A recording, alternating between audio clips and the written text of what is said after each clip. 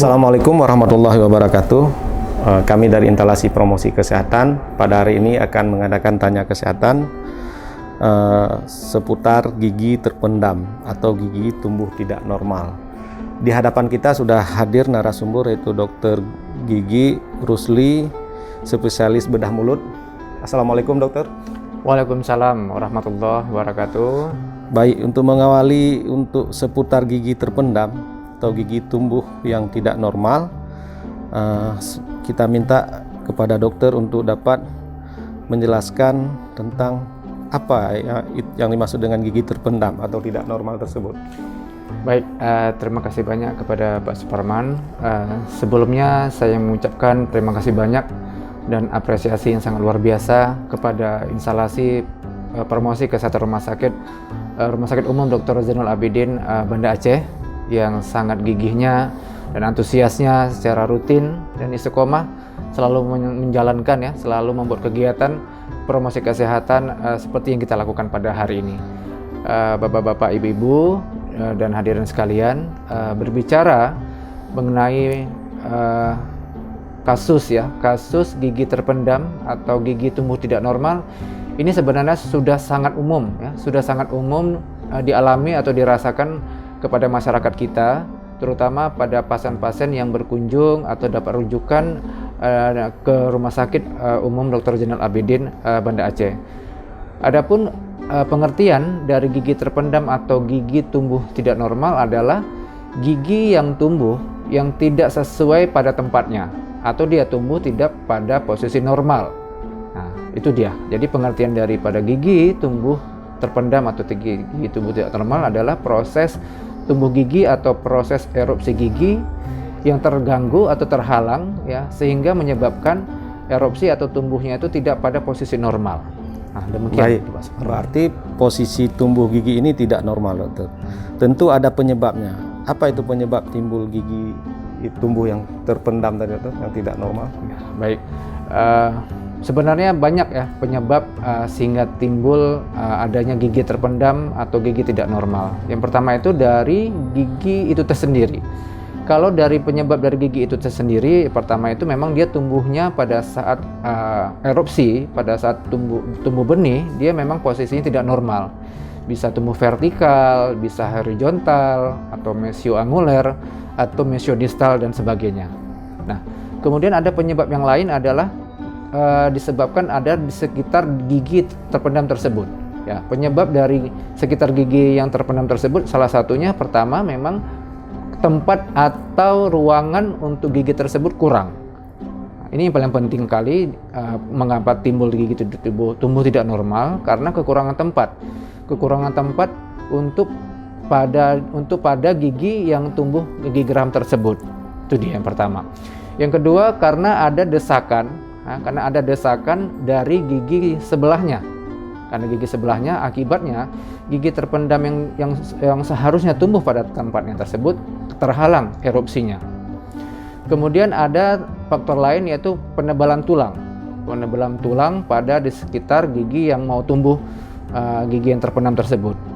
Kemudian terjadinya kista. Nah, ini dia terjadi kista. Kenapa terjadi kista?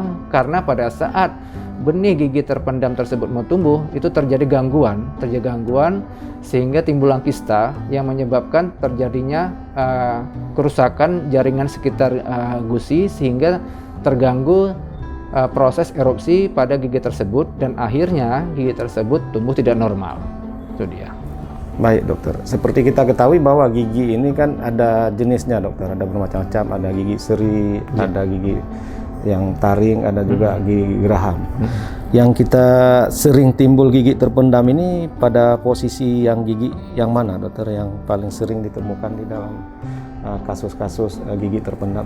Iya, kebanyakan pasien-pasien yang datang ke Rumah Sakit Umum Dr. Zainul Abidin itu secara umum itu tumbuh gigi pada gigi geraham terakhir, tumbuh gigi geraham ketiga atau bahasa dokternya molar ketiga terakhir. Itu memang tumbuh terakhir sekali, paling ujung bawah. Itu biasanya tumbuh pada saat usia 17 sampai 20-an tahun. Pada usia 17 tahun sampai umur 20-an tahun. Itu biasanya tumbuh. Kebanyakan seperti itu, yaitu gigi geraham ujung yang paling terakhir yang biasa dikeluhkan pada pasien-pasien yang datang berobat ke Rumah Sakit Dr. Zainal Abidin.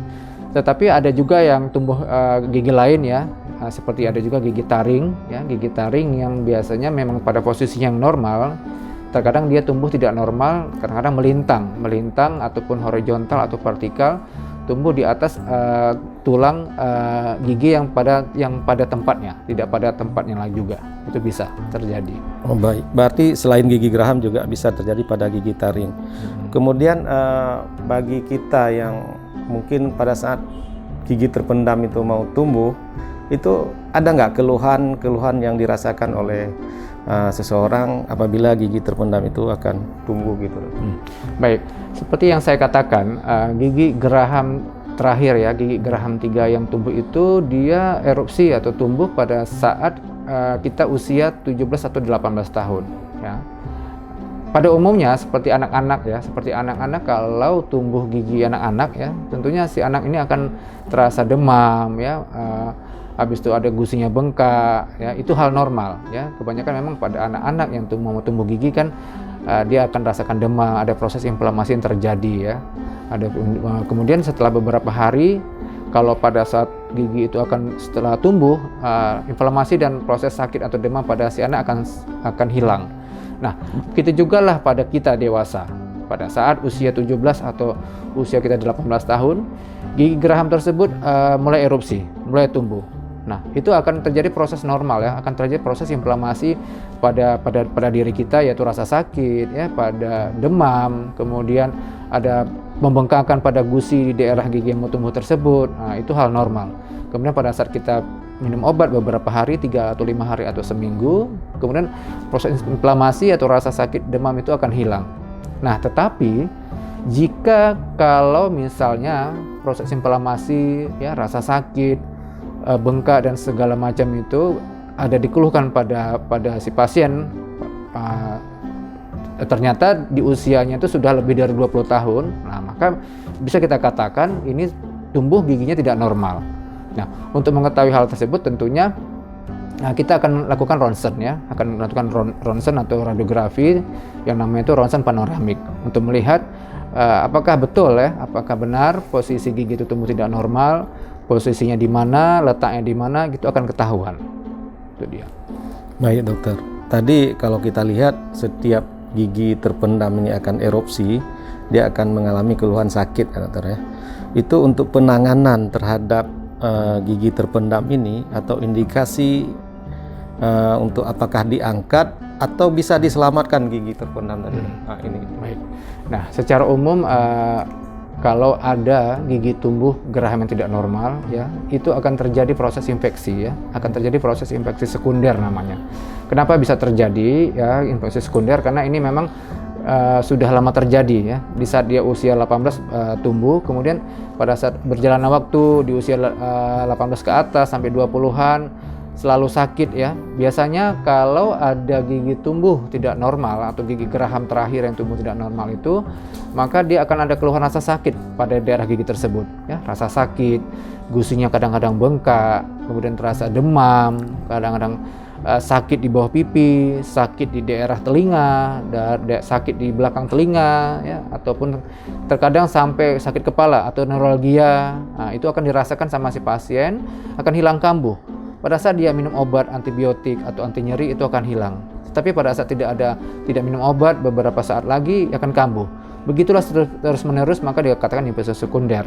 Nah, makanya apa yang harus dilakukan? Apa indikasi gigi geraham tersebut harus diangkat? Terutama yang paling utama kalau dia sudah muncul keluhan rasa sakit yang berulang ya, sering bengkak ya, sering sakit kepala atau kadang-kadang sampai neuralgia, kadang-kadang sampai timbul pembengkakan, sampai abses, bisa kadang-kadang sampai osteomelitis. Itu memang harus indikasi dilakukan pengambilan atau pengangkatan gigi geraham tersebut. Tetapi ada beberapa pendapat sebagian kecil, kalau tidak ada keluhan pada gigi tersebut ya, itu gigi itu ya dibiarkan saja. Itu pendapat beberapa pendapat. Tetapi kalau sudah ada keluhan dan keluhan itu terasa tidak nyaman pada pasien dan terus terjadi terus-menerus, nah maka indikasi gigi tergeram tersebut harus diangkat. Baik dokter, berarti terhadap gigi terpendam ini bisa kemungkinan kalau memang keluhannya semakin dirasakan, maka sebaiknya harus diangkat. Benar Pak. Kalau yang tidak ada keluhan, berarti itu dapat diselamatkan gitu. Ya, kita biarkan saja. Itu beberapa pendapat. Tapi memang idealnya memang kalau gigi geraham tersebut sudah tumbuh tidak normal, ya, selagi memang belum ada keluhan ya kita angkat saja. Itu beberapa pendapat. Tapi kalau memang sudah ada keluhan ya harus kita angkat. Baik dokter, mungkin ini sebagai kesimpulan terakhir. Ada nggak kiat-kiat dari dokter supaya masyarakat atau bapak-bapak, ibu-ibu yang mendengar tanya kesehatan ini untuk dapat mencegah terjadinya gigi terpendam itu tidak terjadi, harus melalui pengangkatan atau menyelamatkan gigi terpendam itu supaya tidak terjadi, kiat-kiatnya? Baik. Tentunya seperti yang saya jelaskan tadi ya, kenapa sih bisa ada tumbuh gigi geraham tidak normal? Ya, salah satunya adalah kekurangan tempat. Kekurangan tempat untuk gigi geraham tersebut. Nah, untuk bagaimana bisa bentuk rahang kita ya, bentuk rahang kita itu bisa cukup untuk menempatkan 32 gigi kita bisa tumbuh dengan normal di rahang. Tentunya kita harus mempersiapkan ruangan. Ruangan tentunya rahang harus cukup. Nah, ada beberapa istilahnya faktor stimulan ya untuk merangsang atau membuat pertumbuhan agar supaya bentuk rahang itu memang besar ya, cukup lah ya, cukup untuk menempatkan 32 gigi geligi ya. Nah, memang ada beberapa faktor juga, yaitu faktor genetik atau faktor keturunan. Bentuk rahang setiap manusia ya itu kan berbeda-beda, itu salah satu faktornya ada faktor keturunan. Faktor yang lain agar supaya pertumbuhan tulang rahang itu bagus ya, sehingga cukup tempat atau cukup ruangan untuk menempatkan 32 gigi geligi itu adalah pola pertumbuhan pada saat kita usia anak-anak ya. Usia anak-anak sampai usia remaja itu kan masa-masa pertumbuhan, makin tulang makin panjang, makin tinggi. Begitu juga dengan tulang rahang. Tentunya apa yang harus kita lakukan agar supaya terbentuk dengan bagus tulang-tulang kita, terbentuk tulang rahang adalah pola jenis makanan yang kita makan. Nah, pola jenis makanan yang kita makan itu sangat pengaruh untuk stimulan ya pembentukan tulang rahang ya. Ada beberapa penelitian mengatakan makin maju suatu negara tersebut sehingga pola jenis makanan juga makin kurang bagus. Kenapa? Kita lihat sama sekarang mungkin dekade tahun 90-an sampai tahun 2000-an sekarang ini banyak yang muncul jenis-jenis makanan yang sifatnya lembek atau lunak. Ya beda waktu kita zaman-zaman dulu ya, zaman-zaman waktu belum berkembang dulu, kita lihat jenis-jenis makanan itu kan memang yang menantang, mengunyah ya, seperti harus makan jagung rebus, atau harus makan lagi mengunyah, harus istilahnya jenis makanan itu tidak ada yang lembek, semuanya harus mengunyah dengan bagus. Tetapi di saat ini kan banyak diperkenalkan jenis-jenis makanan yang junk food ya, junk food yang sifatnya lembek dan lunak. Nah, kalau itu terjadi pada anak-anak kita yang selalu mengkonsumsi makan yang sifatnya lembek dan lunak, tentunya dia proses pengunyahan itu kurang pergerakannya. Ini sangat mempengaruhi terhadap stimulan perkembangan bentuk dan lebar lengkung rahang. Nah, tentunya di sini saya menyarankan kepada anak-anak kita yang masih dalam proses pertumbuhan agar supaya bagaimana pertumbuhan tulang dia bagus ya, tinggi badannya bagus, begitu juga dengan pembentukan tulang rahangnya bagus ya, untuk bagaimana supaya gigi-gigi yang akan tumbuh pada posisi yang normal. Kita upayakan anak-anak dibiasakan dari sekarang itu mengunyah, jangan makan dengan mengemut, jangan membiasakan makanan yang junk food, jangan dibiasakan makanan-makanan yang sifatnya lembek dan lunak. Akhirnya si anak tidak akan mengunyah, makannya itu tidak penuh tantangan, jadi makan dia mengemut. Akhirnya pertumbuhan tulang rahangnya akan terganggu, sehingga kalau kita ibaratkan rahangnya agak kecil, sehingga kebanyakan anak-anak sekarang itu banyak gigi-gigi yang berlapis, banyak gigi tumbuh tidak normal. Karena apa? Karena kekurangan tempat. Kenapa kurang tempat? Karena lengkung rahangnya kurang besar. Jadi kita sarankan kepada ibu-ibu atau bapak-bapak yang ada di rumah yang masih punya anak-anak yang masih proses pertumbuhan, dibiasakan untuk mengunyah makanan itu, makan makanan memang harus mengunyah. Jangan selalu sering mengkonsumsi jenis makanan yang lembek atau yang lunak atau yang sifatnya junk food. Ini penting sekali. Nah, begitu Pak. Baik, terima kasih para pemirsa. Sudah kita dengar tadi tanya kesehatan kita yaitu seputar gigi terpendam atau gigi tumbuh tidak normal. Sangat bermanfaat saya rasa bagi kita semua dan juga bagi anak-anak kita agar menjaga supaya giginya tetap sehat dan diupayakan tidak akan terjadi gigi tumbuh tidak normal ya. Terima kasih juga kita ucapkan kepada Dr. Gigi Rusli, sama-sama spesialis Pak. bedah mulut. Sama-sama Mudah-mudahan Pak. bermanfaat. Amin. Ya, kami dari Instalasi Promosi Kesehatan ucapkan terima kasih. Kita akhiri, assalamualaikum warahmatullahi wabarakatuh. Waalaikumsalam warahmatullahi wabarakatuh.